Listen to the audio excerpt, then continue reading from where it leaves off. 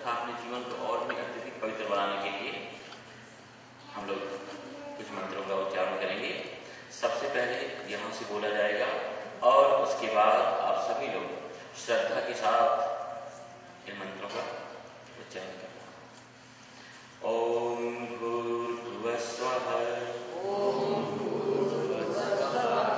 तत्सवितुर्वरेण्यं भर्गो देवस्य धीमहि धियो यो नः प्रचोदयात् ईशावास्यम् इदं सर्वं यत्किञ्च जगत्यां जगत् तेन त्यक्तेन भुञ्जीथा मा गृहः कस्य स्विद्धनं ॐ त्र्यम्बकं यजामहे सुगन्धिं पुष्टिवर्धनम् उर्वारुकमिव बन्धनात् मृत्योर्मुक्षीय मामृता अद्वेष्टा सर्वभूतानां मैत्रः करुण एव च निर्ममो निरहङ्कारः समदुःखः सुखक्षमी सन्तुष्टः सततं योगी यतात्मा दृढनिश्चयः मय्यर्पित मनोबुद्धिः यो मद्भक्तः स मे प्रियः कर्मण्येवाधिकारस्ते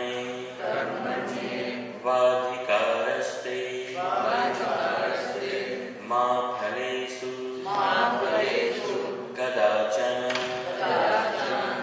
मा कर्मफले हेतुर्भुः मा ते संगोस्त्वकर्मणि कार्पण्यदोषो पहतः स्वभावः पृच्छामि त्वां धर्मसम्मूढचेता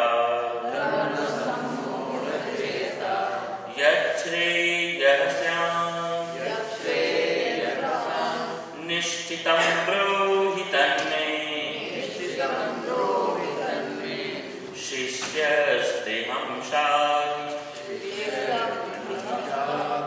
शिष्यस्तेऽहं शाधि मां त्वां प्रपन्नं सर्वधर्मान् परित्यज्य मामेकं शरणं अहं त्वा सर्वपापेभ्यो मोक्षयिष्यामि मा शुचः।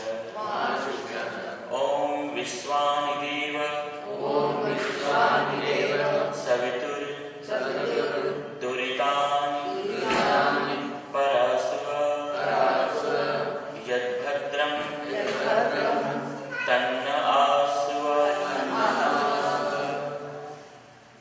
ॐ वंशविभूषितकरान् नवनीरदाभात् पीताम्बराधरं पिम्पलाधरोष्ठा पूर्णेन्दु सुन्दरमुखात् अरविन्दनेत्रा कृष्णात् परं किमपि तत्त्वमहं न जाने।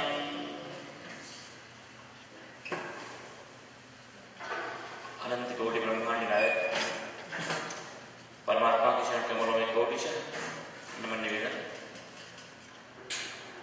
तथा आप सब यहाँ पर एकत्रित भगवत गीता प्रेमी सज्जनों, महानुभावों, भगवान की असीम अहेतुकी अनुकंपा वशात हम लोग विगत बहुत दिनों से यहाँ पर एकत्रित होकर के और परमात्मा के द्वारा कहे गए, बताए गए इस अद्वितीय अनुपम महाशास्त्र भगवत गीता के इन मंत्रों के द्वारा, इन श्लोकों के द्वारा अपने आप को पवित्र करने का, अपने आप को देखने का, अपने आप को समझने का यह हम लोग एक विनम्र प्रयास कर रहे हैं।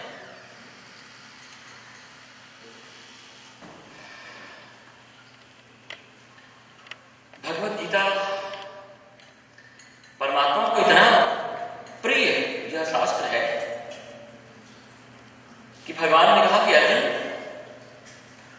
गीता में हृदयम शास्त्र, हृदयम पार्थ, हे पार्थ, भगवत गीता के रूप में मैं तुम्हें कोई पुस्तक, कोई किताब, शास्त्र या ग्रंथ नहीं दे रहा हूं, बल्कि भगवत गीता तो स्वयं हमारा हृदय है।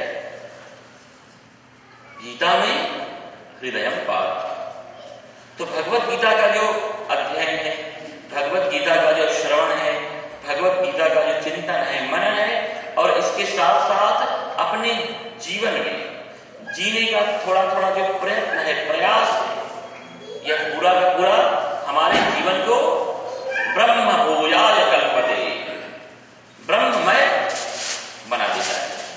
देखो, अगर कोई व्यक्ति संसार में भूगोल का वेत्ता हो जाए, भूगोल का जानकार हो जाए, तो वह स्वयं भूगोल नहीं हो जाएगा।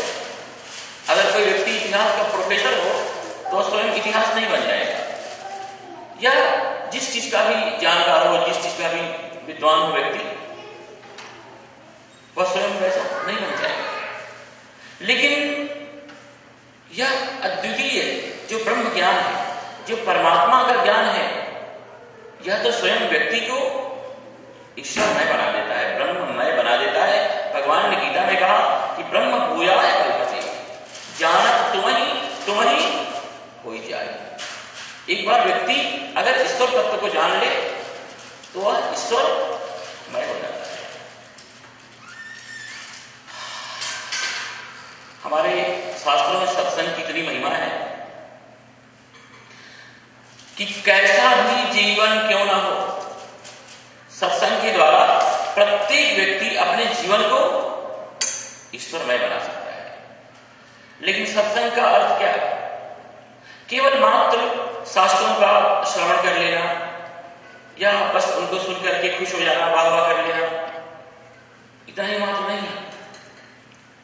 देखो, सत्संग का अर्थ है सत्य का संग करना। जो भी सत्य है, जब हम उसको अपने जीवन में, अपने आचरण में, अपने व्यवहार में जीने का एक प्रयास करते हैं, प्रयत्न करते हैं, तो हमारा जीवन सत्संगी बनता है।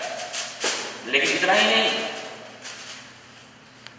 सत्य का संग तो हमें करना है, लेकिन उसके साथ साथ जो असत्य है, जिसका संग हम ऑलरेडी पहले से ही किए हुए हैं,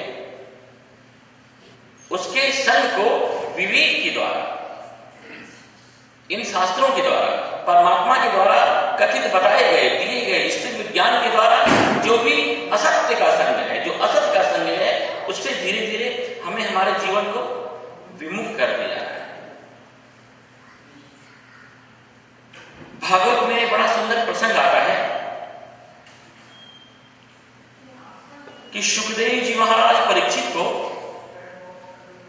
सब कथाएं सुनाई जा रही थी। 350 कथाएं हैं भागवत में। भागवत में 335 जितनी कथाएं हैं। 2, 4, 10, 15 बार कोई व्यक्ति पढ़ ले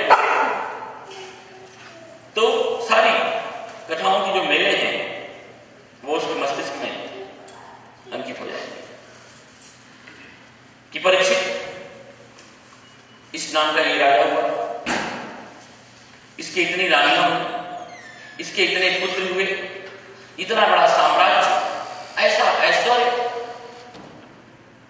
परीक्षित ने सुखदेव जी को बीच में रोकते हुए कहा कि महाराज ठहरिए, कुछ दिन के बाद हमारी मृत्यु होने वाली है, मेरे पास बहुत ज्यादा समय नहीं है, और इतनी ढेर सारी कथाएं आप सुनाए जा रहे हो कि ये राजा हुए, इस नाम के राजा हुए, तो उनके इतने पुत्र हुए, तो इतना उनका साम्राज्य और ऐसा ऐश्वर्य और इतनी उनकी रानियां, इन सब चीजों से हमारे जीवन से क्या लेना देना है, ये जान करके भी क्या होगा।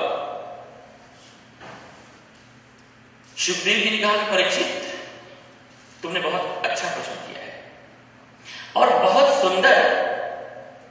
सुखदेव जी ने समाधान देते हुए कहा कि कथा इमास्ते कथिता महीयसाम विताय लोकेषु यशः परेषाम विज्ञान वैराग्य विवक्षया विभो वचो विभूतिर न तो पारमार्थ्यम।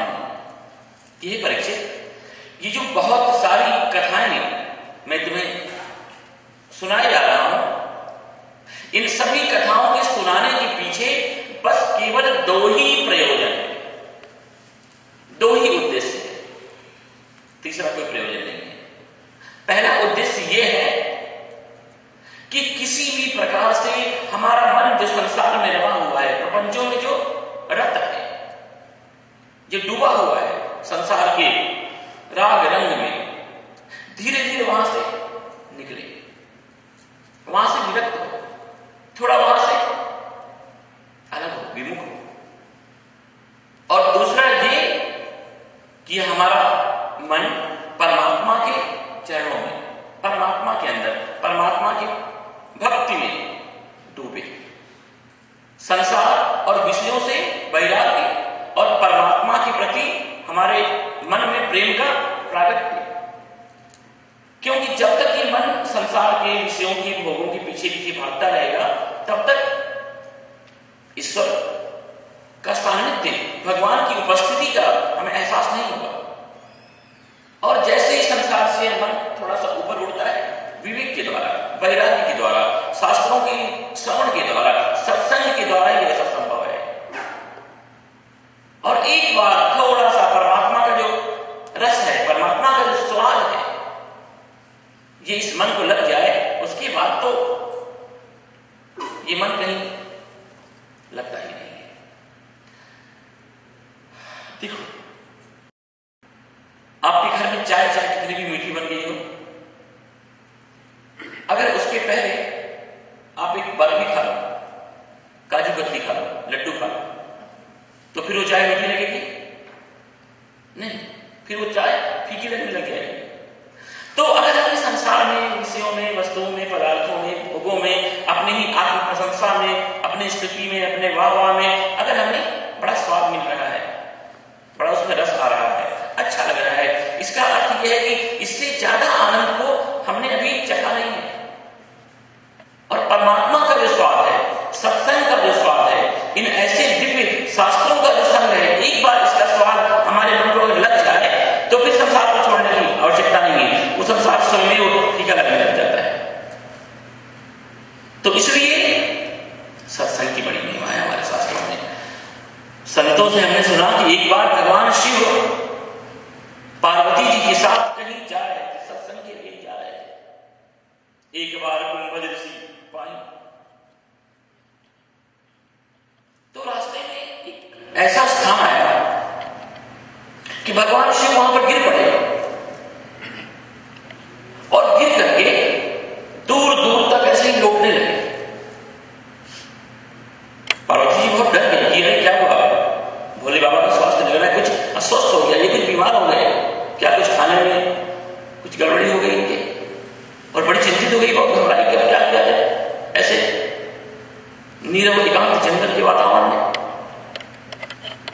तो कुछ 15-20 मिनट, आधे घंटे जब चारों तरफ दूर दूर तक लौटने के बाद जब भगवान शिव अस्वस्थ होकर जरा बैठ गए, तो पार्वती जी ने कहा कि हे प्रभु, आपको अचानक क्या हो गया, आपकी तबीयत तो ठीक है, क्या आप इस तरह से बीमार हो गए, कोई शूल, कोई पीड़ा, कोई परेशानी, क्या हुआ बताइए। भगवान शिव ने कहा कि पार्वती रहने दो, इस बात को तुम समझ नहीं पाओ, लेकिन बताइए तो सही क्या हुआ। जब बहुत ज्यादा आग्रह किया पार्वती जी ने, तो भगवान शिव ने कहा कि पार्वती, मैं कोई बीमार नहीं हो गया था, मैं किसी पीड़ा का शिकार नहीं बन गया था, बल्कि सच ये है कि यह जो स्थान, यह जो तुम भूमि देख रही हो ना, यहां पर 10,000 साल पहले सत्संग हुआ था, और उसकी वजह से यहाँ के परमाणु, यहाँ की धूल के कण, यहाँ का पूरा एक जो यहाँ का वातावरण है इतना पवित्र हो चुका है कि यहाँ के रजकण को मैं अपने आप से लगा करके और आनंदित हो रहा था, प्रफुल्लित हो रहा था, अपने आप को मैं पावन पुनीत बना रहा था। और पार्वती, तुम भी यहाँ की मिट्टी को, यहाँ की धूली को लेकर के अपने माथे से लगाओ। और पार्वती जी बहुत श्रद्धा से कर गई और उन्होंने उस मिट्टी को, उस धूली को लेकर के अपने माथे पर चढ़ाया, और फिर दोनों भगवान का गुणगान करते हुए आगे बढ़े। थोड़ी दूर चलने के बाद एक और भी ऐसा ही स्थान है जहां पर कि भगवान शिव अचानक गिर पड़े और गिर करके दूर दूर तक उठने लगे। तो पार्वती जी ने समझ लिया कि वहां पर 10,000 साल पहले सत्संग हुआ था, तो यहाँ पर कुछ 20,000 साल पहले सत्संग हुआ होगा, इसलिए यहाँ की धूलिकण को लेकर के महादेव अपने आपको प्रफुल्लित, आनंदित और बस मस्त हो रहे हैं। तो वहां की धूलिकण को माथे से लगाते हुए पार्वती जी ने पूछा कि महादेव, यहाँ पर कितने 1000 साल पहले सत्संग हुआ था? भगवान शिव ने कहा कि पार्वती, इस बात को तुम नहीं समझ पाओगी, रहने दो, लेकिन बताइए तो सही। जब बहुत ज्यादा आग्रह किया तो भगवान ने कहा कि पार्वती, यहाँ पर 10,000 साल आगे चल करके सत्संग होने वाला है, इसलिए इस मिट्टी को मैं प्रणाम कर रहा हूं। तो इतनी सत्संग की महिमा हमारे शास्त्रों में बताई गई है, और सत्संग भी वो भी भगवत गीता था। भगवान शिव को भगवत गीता बहुत प्रिय है। वेदव्यास लिखते हैं कि अगर कोई व्यक्ति अपने जीवन में एकाध्यायं तुयो नित्यं पठते भक्ति संयुता, एक अध्याय भी नहीं, 2 अध्याय, 3 अध्याय, 6 अध्याय, पूरी गीता, एक अध्याय भी अगर कोई व्यक्ति अपने जीवन में पढ़ता है, पाठ करता है, भक्ति संयुता, प्रेम के साथ, भक्ति के साथ, तो रुद्रलोकम अवाप्नोति, उस व्यक्ति को भगवान शिव का लोक प्राप्त होता है। इतनी तपस्या के बाद रावण को भी शिवलोक नहीं मिला, रुद्रलोकम अवाप्नोति। और इतना ही नहीं, गणो भूत्वा वसे चिरम, भगवान शिव का वो गण बन जाता है, सहचर बन जाता है, उनका पार्षद बन जाता है, उनका वो अंतेवासी बन जाता है, और वसे चिरम, अनंत काल तक शिवेन सह मोदते, भगवान शिव के सानिध्य का आनंद प्राप्त करता है। इतना यह अद्भुत, विलक्षण और अद्वितीय भगवत गीता का अलौकिक ग्रंथ है। आज एक सज्जन मुझसे कह रहे थे कि एक बार उनके ही पौत्रों ने, ग्रैंड सन ने, किसी ने उनसे पूछा कि भगवत गीता जो है हमारे बीच में, ठीक है, भगवान कृष्ण ने भगवत गीता सुनाई अर्जुन को, और अर्जुन को भी उस ऐसे भीषण वातावरण में जहां पर कि चारों तरफ मारो मारो के ध्वनि से आकाश पूरा दिशाएं गूंज रही थी, और तोल सब युद्ध की बाजी बज रही थी, शंख ध्वनि हो रही थी, प्रवृत्ते शस्त्र संपादे, एकदम शस्त्र चलने की तैयारी थी, विषय समुपस्थितम। तो ऐसी स्थिति में भगवान ने भगवत गीता कही, तो ये हम लोगों के बीच आई कैसे? वो तो भीषण युद्ध क्षेत्र का वो स्थान था, वहां पर भगवान ने अर्जुन को सुना दी, बात पूरी हो गई। लेकिन हमारे पास ये किसने पहुंचाई भगवत गीता? क्या भगवान कृष्ण ने बैठ करके कहीं उन सारी अपनी कही हुई बातों को लिखा? इस छोटे से बच्चे ने अपने दादाजी से पूछा, तो कि दादाजी आज मुझसे पूछ रहे थे। मैंने कहा जरूर, अवश्य। असल में क्या हुआ कि भगवान वेदव्यास जी को जब पंचम वेद महाभारत लिखना हुआ, उनको लगा चतुर्था विभाजन तो कर दिया, लेकिन इन वेदों के द्वारा भी सभी लोग अपना आत्मकल्याण नहीं कर सकते। स्त्री शूद्र द्विबंधूनाम त्रयीण श्रुति गोचरा, कुछ ऐसे वर्ग हैं जिनका कल्याण वेदों के द्वारा, क्योंकि वेदों में उनका ही प्रवेश है जिनके पास बुद्धि की बड़ी विलक्षण प्रतिभा और क्षमता। सबके पास ये बुद्धि की इतनी तीक्ष्ण प्रतिभा नहीं हो सकती है, तो क्या उनका कल्याण नहीं होगा? ये सोच करके सभी का कल्याण हो, सर्वसामान्य व्यक्ति का कल्याण हो, तो वेद व्यास ने सोचा कि अब मैं पंचम वेद महाभारत की रचना करूंगा, जिसके द्वारा सभी उस परम तत्व की प्राप्ति कर ले। तो उन्होंने इस बात की घोषणा की कि मैं पंचम वेद महाभारत लिखने जा रहा हूं। मैं तो समाधि में बैठ करके बोलूंगा, लेकिन मुझे कोई लिपिक चाहिए, लिखने वाला चाहिए, टाइपिस्ट चाहिए जो बैठ करके और लिखता रहे। अब आजकल की तरह उन जमानों में कंप्यूटर का जमाना था नहीं, तो कोई तैयार नहीं हुआ लिखने के लिए। तो कहते हैं कि करुणावश गणेश जी आए और गणेश जी ने कहा कि ऋषियों हम तैयार हैं आपके इस शास्त्र को लिखने के लिए, लेकिन मेरी एक शर्त है, और वो शर्त ये है कि मेरी लेखनी, मेरी कलम रुकनी नहीं चाहिए। अगर जहां रुक गई वहीं मैं छोड़ के उड़ जाऊंगा। अनवरत हमारी लेखनी चलती ही रहनी चाहिए। अब ये संभव नहीं है, क्योंकि वेद व्यास जी को स्नान भी करना है, संध्या भी करनी है, फलाहार भी करना है। तो व्यास जी ने कहा कि ठीक है, जब आपकी यही शर्त है तो आपकी शर्त मुझे स्वीकार है, परंतु मेरी भी एक शर्त है, और मेरी शर्त यह है कि जो कुछ भी आप लिखें उसे आपको समझते हुए लिखना है, बिना समझे आप नहीं लिख सकते। गणेश जी ने कहा कि समझदारी में मुझे क्या मुश्किल हो सकती है?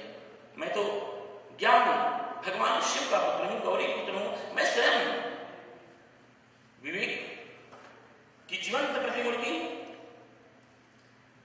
तो गणेश जी ने कहा ठीक है ऋषिवर, जो कुछ भी आप बोलोगे मैं समझ करके ही लिखूंगा। तो महाभारत में कहते हैं कि 800 कुल कूट श्लोक वेद व्यास जी ने बोले।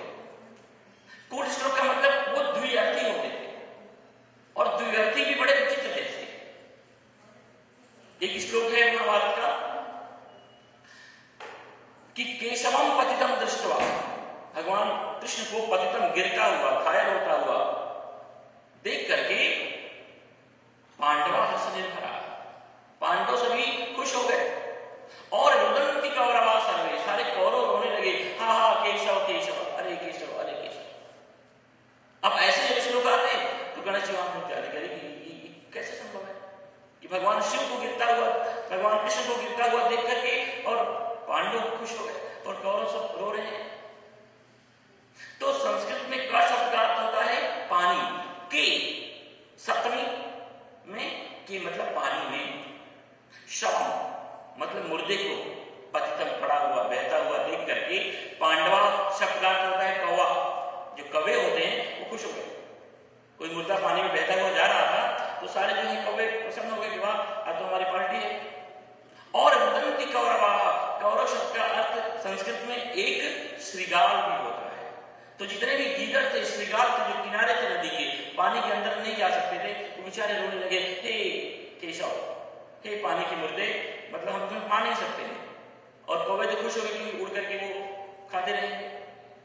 तो ऐसे करके ढेर सारे कूट श्लोक वेद व्यास जी बोल देते थे। एक श्लोक महाभारत का है कि शंकरम पतितम दृष्ट्वा पार्वती हर्ष निर्भरा, शंकर को गिरता हुआ देखकर पार्वती खुश हो गई। आजकल का जमाना हो चलो मान लेने की बात है, लेकिन वो तो प्राचीन काल का जमाना था। पार्वती जी कैसे खुश हो सकती हैं भगवान शिव को पड़ता हुआ, गिरता हुआ, घायल होता हुआ देख करके। और रुदन्ति पन्नगा सर्वे, हा हा शंकर शंकर। संस्कृत में शंकर शब्द का अर्थ होता है शंकरोति इति शंकरः, जो शीतलता प्रदान करे, वो शंकर है, अर्थात चंदन का एक नाम शंकर है। तो शंकर मतलब चंदन के पेड़ को, चंदन की डाली को पतितम दृष्टवा पढ़ता हुआ देख करके, और पार्वती शब्द का लिटरल जो अर्थ होता है, जो मीनिंग होता है, वो पर्वत पर रहने वाली स्त्रियां अर्थात गिरनियां खुश हो गई कि चंदन का पेड़ गिर रहा है, अब इस लकड़ियों को हम बाजार में बेचेंगे और ढेर सारा धन हमारे पास आएगा। और रुदंती पन्नगा सर्वे, जो सांप इत्यादि हैं वो रोने लगे, क्योंकि वो तो उनका घर है। तो ऐसे इस तरह से करके भगवान वेदव्यास जी ने समाधि में बैठ करके और अपनी तरफ से कुछ भी प्लस माइनस ना करते हुए जैसा भगवान ने कहा एकदम यथार्थ वैसे ही भगवत गीता को संजो करके और मध्य महाभारत के मध्य में वेदव्यास जी ने स्थापित कर दिया, प्रस्थापित कर दिया, जो कि आज हमारे बीच में है। तो समाधि में बैठ करके वेदव्यास जी ने इसे कहा है, भगवान गणेश जी ने बैठ करके इसको लिखा है, और फिर उन्हीं ऋषियों के द्वारा ये शास्त्र हमारे अपने आप तक पहुंचा। तो बहुत अलौकिक, बहुत विलक्षण और अद्वितीय ये ग्रंथ है। जो भी व्यक्ति एक बार इस ग्रंथ का अनुष्ठान अपने जीवन में करता है, उसका जीवन हमेशा हमेशा के लिए पुनीत, पावन और निर्मल हो जाता है। ऐसी ऐसी साधनाएं परमात्मा ने इस ग्रंथ में रखी है। भगवान ने कहा कि निर्माण मोहा जित संग दोषा अध्यात्म नित्या विनिवृत्त कामा द्वंद्वे विमुक्ता सुख दुख संगे गच्छन्ति अमूढ़ा पदम अव्ययम् तक। उस अव्यय पद को, उस अविनाशी पद को, उस ब्रह्म पद को कौन लोग प्राप्त करते हैं, या किस तरह से हम इसी जीवन में उसका दर्शन कर सकते हैं। भगवान कहते हैं कि निर्माण मोहा, जो अंदर से निर्माण हो चुका है, जब तक मान पाने की इच्छा है, अभिलाषा है, भूख है, तब तक हमारा प्रवेश परमात्मा के साम्राज्य में नहीं हो पाएगा। देखो, सब ही मान प्रत आत्मान, ये विकार तभी मिट सकता है जब आप दूसरों को सम्मान देने लग जाओ। जो भी श्रेय है, जो भी क्रेडिट है, वो अपने भगवान को, अपने गुरुओं को, माता पिता को, जो हमारे पूर्वज हुए उनको। निर्माण मोहा, और जब तक मोह हमारे जीवन में है तब तक हमारा मन जो है वो संसार से हटेगा नहीं। इसलिए भगवान ने कहा कि अभ्यासेन तु कौन्तेय वैराग्येण च गृह्यते। अभ्यास के द्वारा, बार बार अभ्यास के द्वारा, वैराग्य के द्वारा, विवेक के द्वारा, सत्संग के द्वारा इस मन को भगवान के साथ हमें जोड़ना है। मंत्र जाप मन दृढ़ विश्वास, परमात्मा के मंत्र जाप के द्वारा, तब जाकर के अरे न जाने कितने जन्म जन्मांतर से हमारा मन संसार से मोहित है। निर्माण मोहा जित संग दोषा, भगवान कहते हैं कि जिन्होंने अपने जीवन में आसक्ति रूपी दोषों को जीत लिया है। अब देखो, आसक्ति न जाने कितनी प्रकार की आसक्ति हमारे मन को चारों तरफ से पकड़े हुए है, लेकिन चिंता की बात नहीं है। एक हम बड़े अच्छे महात्मा के साथ रहते थे, वो कहते थे, मैंने कहा महाराज ये आसक्ति कैसे छूटे? उन्होंने कहा सीधी बात है, जो आसक्ति है वो जा सकती है।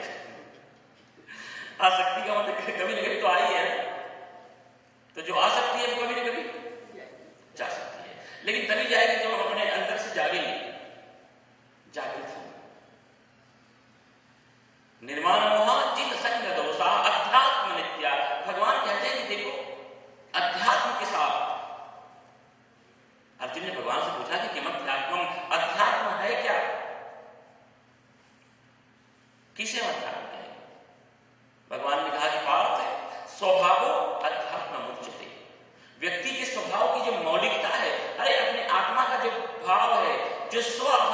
जो है, हमारा जो एग्जिस्टेंस है होने का, वही अध्यात्म है। और अपने आप की तो प्राप्ति करनी है। जो चारों तरफ इतना हम न जाने कितने कितने प्रकार के प्रयत्न कर रहे हैं, ये जो भागम भागी हो रही है, बस केवल अपनी तलाश हो रही है। अपने आप को हम बस केवल खोज रहे हैं कि हमारा वास्तविक जो सुर है वो कौन सा है। केवल अपने आप की हृदय हम तलाश कर रहे हैं। तो जित संग दोषा अध्यात्म नित्या, जब अपने आत्मा के साथ, अपने स्वभाव के साथ, अपनी वास्तविक जो मूल वृत्तियां हैं उनके साथ थोड़ा हमें रहने का अगर समय प्राप्त होगा, जो हम रहना शुरू करेंगे। लेकिन देखो, जब भी हम अकेले में होते हैं, कहां हम होते हैं? संसार के जो विचार है, संसार का जो चिंतन है, संसार की जो भागम भागी होती है, सब कुछ लेकर के मन से ट्रैवल कर रहे हैं। कुछ समय 24 घंटे में से 15 मिनट का ऐसा भी निकालो कि उस 15 मिनट में संसार से अपने द्वारा जुड़ी हुई हर चीजों को डिवोर्स करो। कि एटलीस्ट 15 मिनट के लिए नहीं, सब बात करें, मुझे केवल अपने आप के साथ होने दो।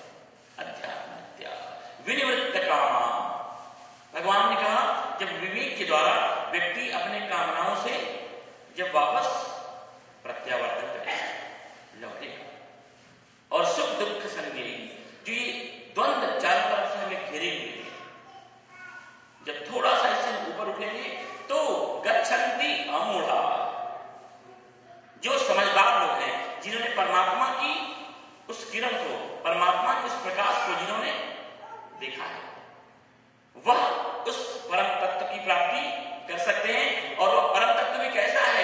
यत् गत्वा न निवर्तन्ते तद्धाम परमं मम। भगवान ने कहा कि एक बार जहां जाने के बाद फिर वापस लौटना नहीं होता है। नहीं तो संसार के जितने भी लोग हैं, सब वहां जाने के बाद बहुत समय तक वहां पर रहना संभव नहीं है। ब्रह्मा आदि के भी जो लोग हैं, सब पुनरावर्ती ना, वहां से वापस लौट के आना पड़ता है इस मृत्यु लोक में। लेकिन एक बार जिसने अपने मन को भगवान के साथ जोड़ा, जिसने अपने जीवन को अध्यात्म के साथ, ईश्वर तत्व के साथ, जो परमात्मा ने अलग अलग ये विधान बताए हुए हैं, जो सिद्धांत बताए हुए हैं, उनके द्वारा एक बार जिसने ईश्वर तत्व को अपने अंदर बस थोड़ा सा प्रयास किया। भगवान ने तो गीता में कहा कि योग का जो जिज्ञासु है, अध्यात्म का जो जिज्ञासु है, भक्ति का जो जिज्ञासु है, जिसने चलना प्रारंभ नहीं किया है, केवल उसके अंदर क्यूरियोसिटी पैदा हुई है, अथा तो ब्रह्म जिज्ञासा जिसके अंदर, जिसने अपने अंदर उत्पन्न किया है, जिज्ञासा ने जिसके अंदर जन्म लिया है, वह भी व्यक्ति उस परम तत्व की प्राप्ति कर सकता है। बस केवल आवश्यकता है कदम एक एक करके भगवान की तरफ बढ़ाने की, और उसके लिए कहीं से कुछ हमें कुछ छोड़ने की या कुछ बाहरी रोकने की या कहीं से ऐसे मुड़ जाने की आवश्यकता नहीं है। संसार बाहर है, रहने दो। हमारी अंदर की जो व्यवस्था है परमात्मा की, बस अंदर से परमात्मा के चिंतन में रहे, और संसार भगवान को कभी भी हम अलग नहीं करें। ये पूरा का पूरा संसार परमात्मा का है, संसार के सारे कार्य भी परमात्मा के हैं। तो ईश्वर में इस संसार में रहते हुए और बस केवल उस भगवान को नहीं भूलना है। जो भी अच्छी लगने वाली चीजें हमें हमारे अनुभव में आए, बस एक बार भगवान को याद करो, इतना काम है। तो खास करके कल के अनुसंधान को लेते हुए भगवान से अर्जुन ने कहा कि हे परमेश्वर, जो आपके प्रेमी हैं, सच्चे आपके जो प्रेमी हैं, जो आपके भक्त हैं, जो आपको पाए हुए लोग हैं, जिन्होंने आपका साक्षात्कार किया है, उन ऐसे आपके भक्तों के क्या लक्षण है, उनका क्या चिंतन है, उनकी पहचान क्या है, कैसे हम जाने कि आपके दर्शन, आपकी प्राप्ति इन लोगों को हुई है। नहीं तो कलयुग में तो सभी कहेंगे कि हमको आत्म साक्षात्कार हो गया है, भगवान मिल गए हैं, ईश्वर तत्व की प्राप्ति हम कर चुके हैं। लेकिन उसकी पहचान क्या है? जैसे कोई व्यक्ति कहे कि मुझे बहुत ज्यादा फीवर है, बुखार है, ज्वर है, तो तुरंत हम थर्मामीटर के द्वारा पता लगा सकते हैं। तो भगवान ने वैसा ही, उससे भी लेटेस्ट थर्मामीटर अर्जुन को पकड़ाते हुए कहा कि अर्जुन,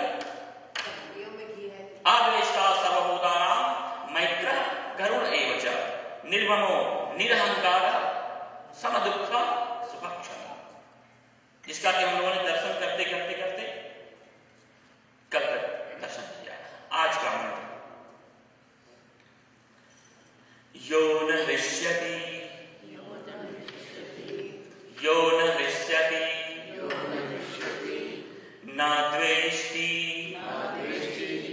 न शोचति न कांक्षति यो न हृष्यति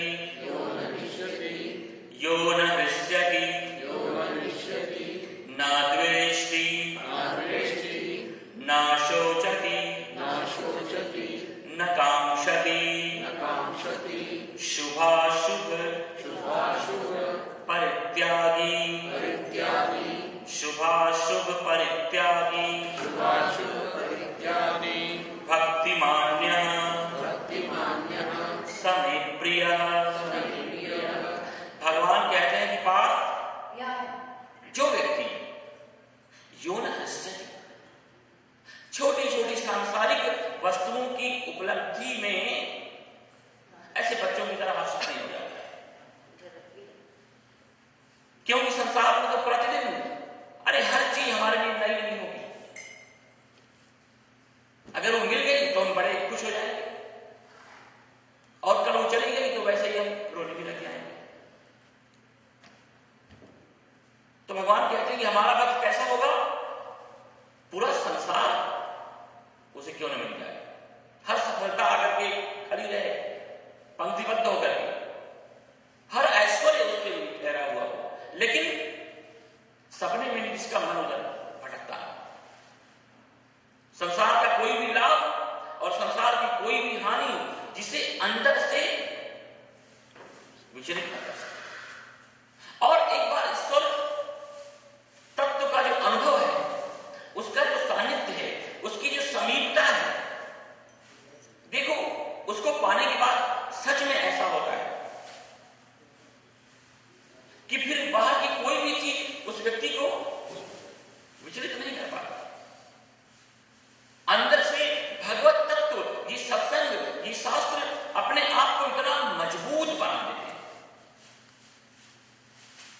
कि फिर हमारी स्थिति जो है वैसे कंपित नहीं होती। तो भगवान ने कहा कि यो न हृष्यति, संसार की प्राप्ति में जो व्यक्ति अंदर से हर्षित नहीं होता है, और न द्वेष्टि, जो विघ्न बाधा पड़ने पर उन तक परिस्थितियों से, उस व्यक्ति से, उस पदार्थ से जिसके मन में द्वेष पैदा नहीं होता है। क्योंकि अगर हमारा चित्त छोटी छोटी वस्तुओं की उपलब्धि पर हर्षित होता रहेगा तो निश्चित मानो कि अगर उसमें विघ्न पड़ेगा तो उसके प्रति हमारे मन में क्षोभ पैदा होगा, उसके प्रति द्वेष पैदा होगा, न द्वेष और न कांक्षति, उन प्रिय लगने वाली वस्तुओं की दोबारा उसके मन में आकांक्षा भी नहीं पैदा होगा। देखो, जब भी आपको भोजन प्राप्त हो, स्वादिष्ट से स्वादिष्ट भोजन प्राप्त हो, हमारे शास्त्र कहते हैं कि आप गृहस्थ में रहते हुए सन्यासी की तरह रह सकते हो, और उसके लिए कुछ करने की आवश्यकता नहीं है। वो भाव, अगर जो भी आपका प्रिय भोजन मिला, अगर ये भाव ना हो कि कल भी ऐसा ही स्वादिष्ट भोजन हमें मिले, तो हमारे शास्त्र कहते हैं कि आपको उसी भोजन का जो पुण्य प्राप्त होगा वो भिक्षा का पुण्य प्राप्त होगा, कि आपने भिक्षा भाव से उस भोजन को ग्रहण किया। जो भी अनुकूलताएं हैं, कल फिर वापस हमको ऐसा ही कुछ मिले, फिर कल दोबारा ऐसा ही मिले, अब कब मिलेगा ऐसा, इस तरह की किसी प्रकार की भी हमारे मन में कोई आकांक्षा नहीं होनी चाहिए। यह अध्यात्म का मापदंड है। भगवान ने कहा कि विहाय कामान्य सर्वान् पुमांस चरति निष्क्रिया निर्ममो निरहंकार सा शांतिम अधिगच्छति, और कुछ भी नहीं। तो एकमात्र जरा एक बार इन कामनाओं को समझ जाएंगे तो हमारा स्वरूप तो ईश्वर का ही है। हम थोड़े ही जैसा कि मान बैठे हैं वैसे सांसारिक हैं, भगवान ने कहा कि ममई मानसो जीवलोके जीवभूता सनातन, तुम डायरेक्ट साक्षात मेरे अंश हो। और इसी मंत्र का अनुवाद गोस्वामी जी ने रामायण में किया है कि ईश्वर अंश जीव अविनाशी, चेतन अमल सहज सुख रास, आनंद पर सुखों पर हमारा जन्मजात जन्मसिद्ध अधिकार है, क्योंकि हम जिसके अंश हैं वो तो मधुराधिपते अखिल अखिल मधुरम। लेकिन देखो हम इतने कटु स्वभाव को धारण किए हुए हैं, उग्र स्वभाव को धारण किए हुए हैं, रौद्रता हमारे अंदर समाई हुई है, क्योंकि इन कामनाओं ने जो है हमें एकदम भीरू बना दिया है। एक बार एक संत प्रवचन कर रहे थे, बहुत 20 साल से एक विषय, और बहुत भारी संख्या में लोग आकर के उनके प्रवचनों को श्रवण करते थे और प्रतिदिन भगवत गीता के एक एक श्लोक पर, आधे आधे श्लोक पर बड़ी सुंदर व्याख्या करते। उनके पास से एक युवा मुनि, बाल मुनि बैठकर श्रवण किया करते थे, चुपचाप मौन धारण करके। प्रवचन करते करते जो महाराज थे वो वृद्ध हो गए और एक दिन उनका स्वास्थ्य खराब हो गया, अस्वस्थ हो गया और कुछ बोल नहीं पाए। तो लोगों ने, भक्तों ने, श्रोताओं ने, जो युवा मुनि बड़े महाराज के पास बैठ करके केवल श्रवण किया करते थे, उनसे अनुरोध किया कि महाराज हम देख रहे हैं कि इतने वर्षों से आप केवल चुपचाप बैठ करके श्रवण कर रहे हैं, आपने कभी कुछ उपदेश नहीं दिया, आज आपके गुरु जी का स्वास्थ्य ठीक नहीं है, तो हम चाहते हैं कोई बात नहीं, अब आप कुछ हमारे लिए बताएं, कुछ प्रवचन करें, कुछ ज्ञानोपदेश दें। तो उस युवा मुनि ने मना कर दिया कि नहीं, मुझे कुछ बोलना नहीं है। लेकिन जब श्रोताओं ने बहुत आग्रह किया कि नहीं महाराज आपको कुछ ना कुछ तो बोलना ही पड़ेगा, प्रवचन करना ही पड़ेगा, इतने वर्षों से आप सुन रहे हो, आज आपको छुटकारा नहीं है, कुछ बोलो। तो बहुत ज्यादा जब आग्रह किया तो युवा मुनि ने कहा ठीक है चलो हम प्रवचन करने के लिए तैयार हैं, लेकिन मेरी एक शर्त है, आप लोग मानोगे? लोगों ने कहा अरे आप तो धर्मगुरु हैं, आपकी बात हम नहीं मानेंगे। बिल्कुल मानेंगे, महाराज आदेश करें। उन युवा मुनि की ध्वनि आवाज कुछ और तेज हुई और जोर से उन्होंने कहा सोच लो अच्छी तरह से, मैं जो भी कहूंगा तुम लोग मानोगे? लोगों ने कहा हम मानेंगे। लेकिन जब तीसरी बार गंभीरता से उन्होंने कहा कि विचार करो, मैं जो भी कहूंगा मानोगे? लोगों के बीच में एकदम सन्नाटा छा गया कि ये इतने 20 साल के बाद, 20 साल के बाद बोलने जा रहे हैं, पता नहीं न जाने क्या ये कह रहे। अगर ये कह दें बस तुम लोग आकर यहीं बैठ जाओ तो फिर कैसे हो सकता है? क्योंकि हम लोग तो बहुत बामुश्किल, इतने झंझटों में से, परेशानियों में से, संसार में से, अपने बिजनेस व्यापार में से थोड़ा सा समय भगवान के लिए रोज 1 घंटे का निकाल करके आते हैं। तो उसमें से एक श्रोता खड़ा हुआ और उस श्रोता ने कहा कि महाराज अगर यदि आप हमसे हमारा समय ना मांगे तो फिर तुम्हारा जब जो भी कहोगे हम लोग मानने को तैयार है। युवा उन्होंने कहा चलो ठीक है, मुझे तुम्हारा समय नहीं चाहिए, 1 घंटा आते हो बहुत है। फिर लोग बड़े खुश हो गए, फिर तो महाराज समय तो मांगेंगे ही नहीं। तो लोगों ने कहा ठीक है महाराज आप बोलिए आप क्या कहने वाले हैं। युवा उन्होंने कहा कि अच्छी तरह सोच लो, मैं जो भी कहूंगा मानोगे? लोगों ने कहा तुम क्या कहना चाहते हैं? अगर ये कह दें तुम्हारी तिजोरी में इतना धन लाकर यहां रख दो तो ये कैसे हो सकता है? तो एक ही श्रोता खड़ा हुआ, उसने कहा महाराज यदि आप हमसे हमारा पैसा नहीं मांगे तो तुम्हारा जब जो भी कहोगे हम मानने के लिए तैयार है।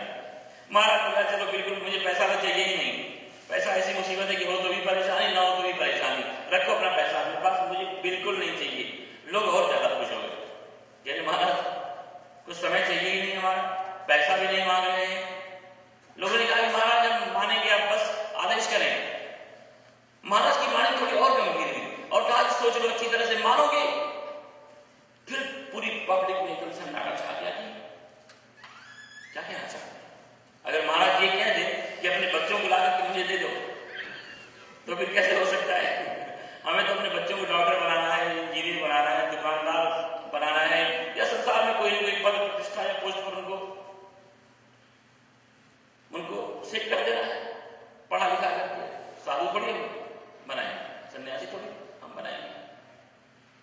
देखो ऐसा कहीं कुछ नहीं है कि आप अपने बच्चों को साधु बना दो, सन्यासी बना दो, लेकिन इतना हम जरूर कहेंगे कि अपने बच्चों को आप साधुता दो, उनके अंदर सज्जनता, इन शास्त्रों को धीरे धीरे सिखा करके और उनको इस योग्य बनाओ। क्योंकि ऐसा नहीं कि सारे के सारे लोग और सभी साधु सन्यासी बन जाए, साधु को रोटी कौन खिलाएगा, और सभी आगे नहीं सकते हैं। तो महाराज ने कहा कि तुम्हारे बच्चे हमें नहीं चाहिए, अपने बच्चों को भी अपने पास रखो। और कई बार तो बच्चे इतने शरारती होते हैं, इतने शैतान होते हैं, भगवान उतर जाए। तो फिर तो लोग खुश हो गए कि महाराज बस तो आप आदेश करेगा, तुम्हारा सिर धरी आदेश करिए, तुम्हारा परम धर्म या नाथ हमारा। महाराज ने ऐसी बात कही कि आप लोग यदि बुरा नहीं मानो तो हम कह दें, क्योंकि 4-5 दिन जो हम भी आना है। महाराज ने क्या कहा बताओ? बिल्कुल। महाराज ने कहा कि तुम सब मर जाओ। कहने का कि तुम तुम्हारी कामनाओं से मर जाओ, तुम तुम्हारी इच्छाओं से मर जाओ, तुम तुम्हारी अपेक्षाओं से मर जाओ। जो हम संसार की आसक्तियों से बंधे हुए हैं, अपनी अनुकूलताओं के साथ मन को अच्छी लगने वाली प्रत्येक वस्तु, पदार्थ, हालात, सिचुएशंस के साथ वो जो बंधन है, उन आसक्ति के बंधनों से तुम मर जाओ। भगवान ने कहा कि विहाय कामान्य सर्वान्, हमारे अंदर जो कामनाओं की जो रस्सियां हैं जिससे कि हम बने हुए हैं, ये एक बार रस्सी विवेक के द्वारा, एक बार जागृति के द्वारा खुल जाए तो उसके बाद कुछ करने की आवश्यकता ही नहीं है।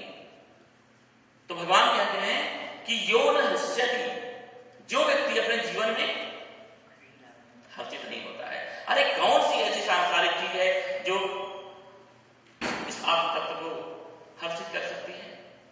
देखो मैंने कहा कि उद्वेग मात्र दुख है, चाहे उद्वेग वो सुख का हो, चाहे वो उद्वेग दुख का हो। जो हलचल होती है हमारे चित्त में, उस हलचल के लिए भगवत गीता ने इनकार किया है कि हमारा चित्त आंदोलित नहीं होना चाहिए। यो न हृष्यति न द्वेष्टि, जो किसी से द्वेष नहीं करता है, और न कांक्षति, जो किन्हीं अनुकूल परिस्थितियों की आकांक्षाओं से जो चित्त भरा हुआ नहीं। भगवान ने कहा कि शुभ और अशुभ दोनों का जो परित्यागी है। बहुत ही आश्चर्य लगता है कि चलो ठीक है, अशुभ का परित्यागी होना तो बिल्कुल आवश्यक है, जरूरी है, लेकिन यहां भगवान कह रहे हैं कि नहीं, जो शुभ है उसका भी जो परित्यागी है। क्योंकि जो शुभ है, जो पुण्य है, जो अच्छाइयां हैं, व्यक्ति को वो भी बांधती है। देखो अपने जीवन में तमोगुण से हमें ऊपर उठना है, रजोगुण से भी ऊपर उठना है, और जो सतोगुण है वो भगवान के नजदीक है, लेकिन सतोगुण से भी उसको भी अतिक्रमण कर जाना है। जब अरे अच्छाइयों की आसक्तियां भी व्यक्ति को बांधती हैं, शास्त्र निष्ठा भी अंत में नहीं होनी चाहिए। आदि गुरु शंकराचार्य ने कहा कि शब्द जालम महारण्यम चित्त भ्रमण कारणम, ये शास्त्र की जो आसक्ति है, ज्ञान की जो आसक्ति है, ये भी व्यक्ति को बांध लेती है। जो हमारे पुण्य हैं वो भी हमको बांध लेते हैं, जो हमारी अच्छाइयां हैं, जो हमारे सद्गुण हैं, जो हमारे वर्च्यूज हैं, जो भगवान की दैवी संपदा है, अगर कहीं उसमें भी आसक्ति रहेगी तो हम बन जाएंगे। तो उसका भी हमें आपको जी अरे ये कैसे, जो सद्गुण है उनको क्यों छोड़ना, जो अच्छाइयां हैं उनको कैसे? देखो आप लोग घर में जब सफाई करते हो तो ऐसे यहां कोई सिस्टम नहीं है, लेकिन भारत में देखो, और आप सभी लोगों का अनुभव होगा, घर को साफ करते हैं झाड़ू से, तो पूरे घर में जो है वो झाड़ू लगाते हैं। झाड़ू लगा करके फिर अंत में वो झाड़ू भी एक कोने में रख देते हैं, उसको भी फिर हाथ में लेकर टांगे थोड़ी घूमते हैं सारे दिन, ये सफाई तो इसके द्वारा ही हुई है, ये तो बस बगल। पुण्य है, जो शुभ है, जो अच्छाइयां हैं, बहुत मुश्किल है उनसे छूट पाना। तो भगवान ने कहा कि शुरुआत तो हमें करना है जो अशुभ है उनसे अपने आप को छूटने के लिए, लेकिन धीरे धीरे जो भी शुभ है, जो भी अच्छी चीजें हैं, जो भी सद्गुण हैं, जो भी वर्च्यूज हैं, वो भी हमको पकड़ना है, उनको भी छोड़ करके परमात्मा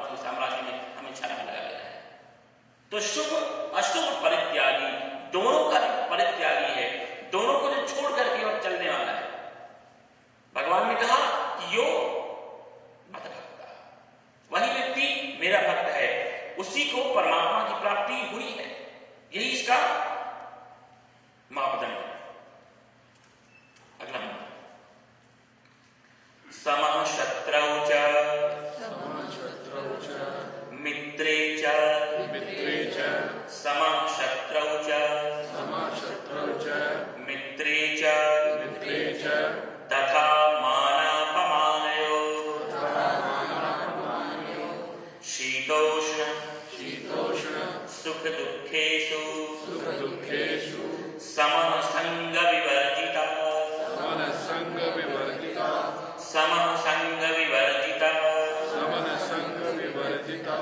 भगवान ने कहा कि जो मेरा भक्त समः शत्रौ च मित्रे च, शत्रु और मित्र दोनों में जो इक्वल है, समान। देखो इस संसार में ना तो कोई किसी का शत्रु है और ना तो कोई किसी का मित्र है। नहीं कश्चित मित्र न कश्चित रिपु व्यवहारेण जानन्ते मित्राणि रिपवस्तथा। जो हमारे व्यवहार है वही शत्रु और मित्रों को पैदा करते हैं। नहीं तो कोई भी यहां किसी का शत्रु और कोई भी यहां किसी का मित्र नहीं है। जो हमारी अपनी अपेक्षाएं हैं, जो हमारी आकांक्षाएं हैं, जो कामनाएं हैं, जो एक्सपेक्टेशन है, जब वो पूरा नहीं होता है तो अच्छे लोग भी हमें शत्रु की तरह दिखाई पड़ते हैं, या इनके पूरे हो जाने पर कोई अपरिचित भी हमको हमारा मित्र लगता है। और देखो शत्रु और मित्र एक्चुअली जो आज आपका शत्रु है वो कल आपका मित्र हो सकता है। ये सब परिस्थितियों के मापदंड की तरह बदलते रहते हैं। इसलिए कभी भी कुछ उसे ऐसा मत बोलो कि जब आपका मित्र हो तो कभी हमें शर्म आए। दूसरी ओर जो आज आपका सबसे अच्छा मित्र है कल वही व्यक्ति आपका शत्रु हो सकता है। और मित्र जब शत्रु बनता है ना तो बहुत बड़ा शत्रु बनता है, भयंकर, क्योंकि सारे सीक्रेट उसके पास है। तो भगवान ने कहा कि ये जो भाव है शत्रुता का और मित्रता का, दोनों से ऊपर जियो। क्योंकि भगवान का जो भक्त होता है वो दोनों में सम होता है, दोनों में इक्वल होता है। संसार में हमें रहना है लेकिन ये संसार हमें पकड़ न ले, इस भाव से रहना है। तो भगवान ने कहा कि समः शत्रौ च मित्रे च, जो मित्रता और शत्रुता दोनों के लिए सम है। तथा मानापमानयोः, वैसे ही जो व्यक्ति, जिस व्यक्ति का हृदय मान और अपमान दोनों में सम है। यदि कोई आपका सम्मान करता है तो बहुत ज्यादा खुश होने की आवश्यकता नहीं है। यदि कोई व्यक्ति आपका सम्मान कर रहा है तो उसका मतलब क्या है पता है? सीधा इतना ही उसका मतलब है कि उस व्यक्ति ने आपके अंदर कोई अच्छाई देखी है, कुछ सद्गुण देखे हैं, और इनडायरेक्टली प्राकारांतर से उन सद्गुणों के प्रति उसके मन में रिस्पेक्ट पैदा हुआ है, अहोभाव पैदा हुआ है, और वो उन्हीं की प्रशंसा कर रहा है। लेकिन अहंकार, विमूढ़ात्मा, कर्ता हम इति मन्यते, जो मूर्ख लोग होते हैं, बेवकूफ लोग होते हैं, वो अपने आप को ही कर्ता मान लेते हैं। अगर कोई व्यक्ति आपकी बहुत प्रशंसा कर रहा है तो इसका दो अर्थ है, या तो उसने सही में आपके अंदर वो अच्छाई देखी है, और नहीं तो वो आपसे ऐसी उम्मीद कर रहा है।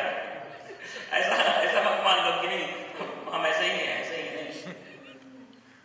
उसी तरह से अगर कोई व्यक्ति आपकी निंदा कर रहा है, बुराई कर रहा है, तो इसका मतलब यह है कि उसने आपके अंदर कोई कमी देखी है, त्रुटि देखी है, न्यूनता देखी है, कुछ बुराइयां देखी होंगी, दुर्गुण देखे होंगे, और इनडायरेक्टली प्राकारांतर से उसके मन में द्वेष उन दुर्गुणों के प्रति। लेकिन हम अज्ञानता के कारण बस उनको अपना ही मान समझ लेते हैं।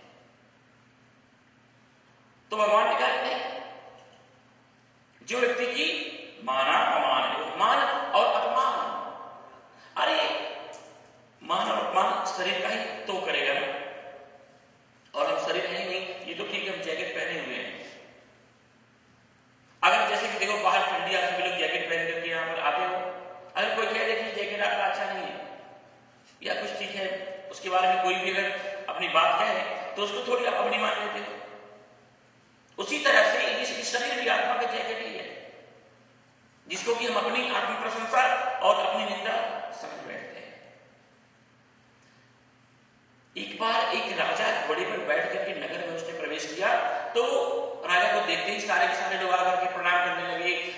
पगड़ी थी वो उतार करके चरणों में रखने लगे। अब घोड़े को वहम हो गया कि सारे लोग मुझे हाथ जोड़ रहे हैं, मुझे प्रणाम कर रहे हैं, मेरे सामने इतने लोग ऐसे झुक रहे हैं, मतलब है समथिंग, मैं कुछ हूं, मैं विशेष हूं कुछ।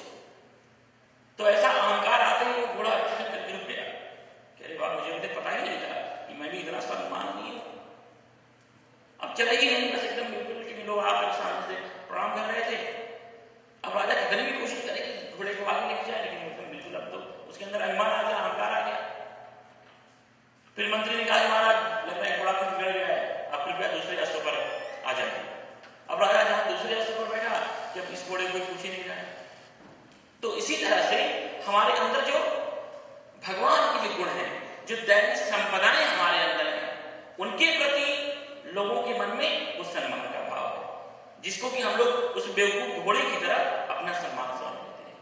और कई बार उन आसुरी जो तत्व हैं, जो आसुरी वृत्तियां हैं, वो हमारे अंदर आकर के बैठ जाती हैं, प्रतिष्ठित हो जाती हैं, और लोग जब देखते हैं तो उनका मन एकदम बिल्कुल खिन्न हो जाता है, फिर हमारी निंदा शुरू हो जाती है, और उसको भी हम दुर्भाग्यवश नहीं मानते। भगवान ने कहा कि इसके लिए थोड़ा सा सेल्फ ऑब्जर्वेशन, स्वाध्याय अपना करो कि वास्तव में जो लोग कह रहे हैं वो दुर्गुण के हमारे अंदर हैं। अगर हैं तो ठीक है, उनको नियम को निकालेंगे, और अगर नहीं है तो भगवान का नाम लेकर के आनंद करो, कोई चिंता की बात नहीं। तो भगवान ने कहा कि तथा माना अमानयो, और शीतोष्ण सुख दुख समान। भगवान कहते हैं कि भगवान का जो भक्त होगा, ईश्वर प्राप्त जो व्यक्ति होगा, वो कैसा होगा? शीत उष्ण सुख दुख दोनों में उसकी स्थिति एकदम सम होगी। देखो सर्दी गर्मी इनका अस्तित्व है, ये लगते ही है, मौसम का ये अपना एक प्रारूप है, लेकिन थोड़ा सा इसके विज्ञान को समझना पड़ेगा। भयंकर से भयंकर देखो ठंडी हो, आप बाहर जाते हो सूट पहन करके और स्वेटर पहन करके और जैकेट पहन करके, और कहीं से एकदम बिल्कुल देखो अपने आप को एकदम पैक करके निकलते हो, लेकिन चेहरे के ऊपर आप कभी मुफलर या पट्टी की तरह चारों तरफ ऐसे बांध कर कभी आप निकले? क्योंकि जो चेहरे की जो त्वचा होती है वो तो ऐसे खुली रहती है ना, भले आपने पूरा ओवरकोट पहन लिया, लेकिन चेहरे के ऊपर तो हम लोग कोई मुफलर पूरा बांध करके नहीं निकलते हैं, क्योंकि बचपन से पहले से ही कितनी भी ठंडी हो, यहाँ की जो त्वचा है ना, इसमें उस ठंडी के साथ एक एडजस्टमेंट बना लिया है, और बचपन से ही माता पिता हमारे पूरे शरीर को, बच्चे को ठंड लग जाएगी बस ये सोच करके क्या करके रखते आ रहे हैं। तो इसी तरह से थोड़ा सा भगवान ने कहा काम स्थिति हे भारत, जो भी ये द्वंद है थोड़ा सा इसको सहन कर, क्योंकि थोड़ा सा सहन नहीं करेंगे ना तो ये शरीर शिथिल हो जाएगा, बीमार हो जाएगा, कमजोर हो जाएगा। हमारे यहाँ तपस्या का कॉन्सेप्ट ही इसलिए है कि इस जीवन को, इस शरीर को कमजोर मत बनाओ। अभी देखो बहुत लोग बहुत गर्मा गर्म चाय तो ऐसी पीते हैं कि कौलती हुई चाय पीते हैं, वही चाय अगर यहाँ हाथ में गिरा दी जाए तो फफोले आ जाएंगे। आज तक जीवन भर में किसी व्यक्ति के होठ पर कभी फफोले आ गए गर्मा गर्म कॉफी या चाय पीने से? अभ्यास। तो जो भी वातावरण है थोड़ा सा उसके साथ अगर हम एक बैलेंस बना करके रखेंगे तो फिर वो इस तरह से हमें पीड़ित नहीं करेंगे जैसे कि उनके द्वारा होते रहते हैं। तो थोड़ा सा अभ्यास करने की आवश्यकता है। तो भगवान ने कहा कि ठंडी है या गर्मी है, ये सब शरीर का विषय है, लेकिन कई बार हम लोगों ने शरीर के विषय को मन का विषय बना लिया है। जो मन का विषय है उसको हमने स्वभावगत अपना विषय बना लिया है। तो भगवान कहते हैं कि शीतोष्ण, सर्दी और गर्मी में जो थोड़ा सा अपने आप को सहनशील बना करके जीवन जीता है, और सुख दुख है सुख, जीवन में जो सुख आता है अथवा जीवन में जो दुख आता है, देखो एक बार इसके विज्ञान को हम समझ लेंगे तो किसी चीज से हम घबराएंगे नहीं। अधिकतर लोगों के विचार में ऐसा होता है कि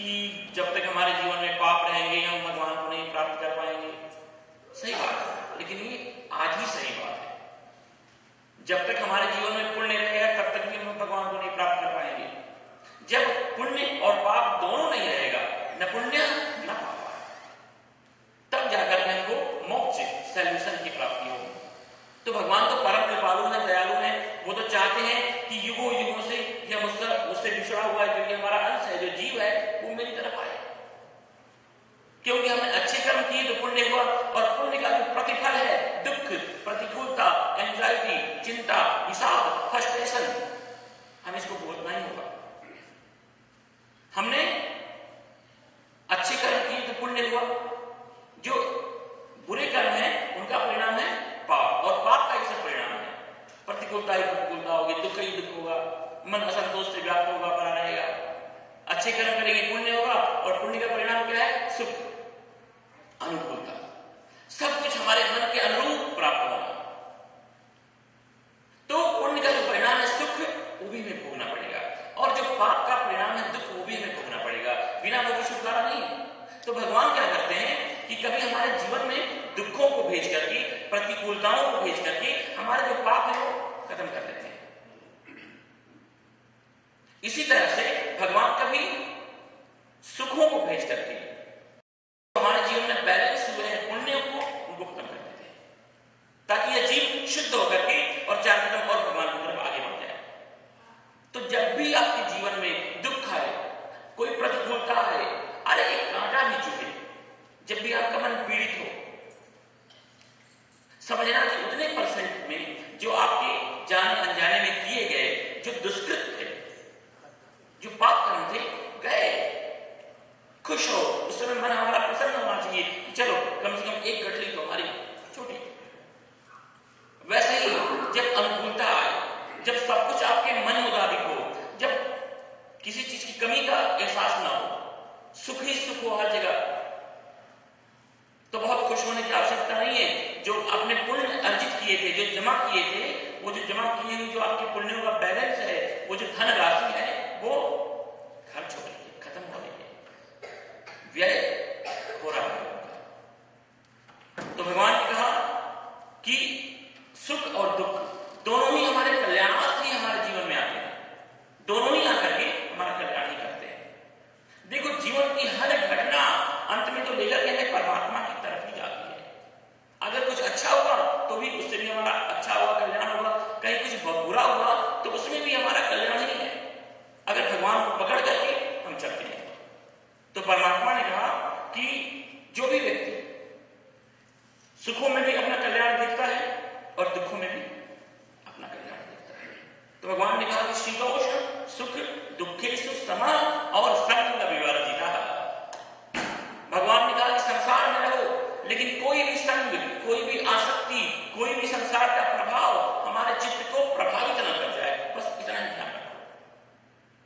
संसार की कोई भी चीज हमें गिरफ्तार नहीं करनी, अच्छाई भी और बुराई भी, हमारा मन कहीं आसक्त न हो, भगवान को छोड़ करके और कहीं हम भटके नहीं। तो परमात्मा ने कहा कहीं भी बाहर का जो संग है वो बाहर ही छोड़ जाओ। जैसे कि गाड़ी को गैरेज में रख करके और फिर हम अपने घर में प्रवेश करते हैं, तो उसी तरह से चाहे संग हो चाहे कुसंग हो, दोनों को बाहर ही रख करके व्यवहार जगत में, और फिर अपने अंतरात्मा में जब हम प्रवेश करके और वहां परमात्मा का ध्यान करेंगे, तो भगवान तो हमारे लिए पहले से ही वहां बैठ करके हमारी प्रतीक्षा कर रहे हैं, प्रकट हो जाएंगे हमारे। तो आज अपने शब्दों में यहाँ पर विराम देते हुए शेष जो आगे के मंत्र हैं, जो श्लोक के भगवान के द्वारा कहे गए, बताए गए, उनको कल पर लिए जाते हुए आप सभी लोगों को बहुत बहुत साधुवाद देते हुए, धन्यवाद देते हुए, बस एक मंत्र बोल करके उसके बाद हम लोग आगे का जो कार्यक्रम है परमात्मा का, उसके साथ जुड़ेंगे। सर्वे भवन्तु सुखिनः, सर्वे भवन्तु सुखिनः, सर्वे सन्तु निरामयाः, सर्वे सन्तु निरामयाः, सर्वे भद्राणि पश्यन्तु, सर्वे भद्राणि पश्यन्तु, मा कश्चित् दुःखभाग्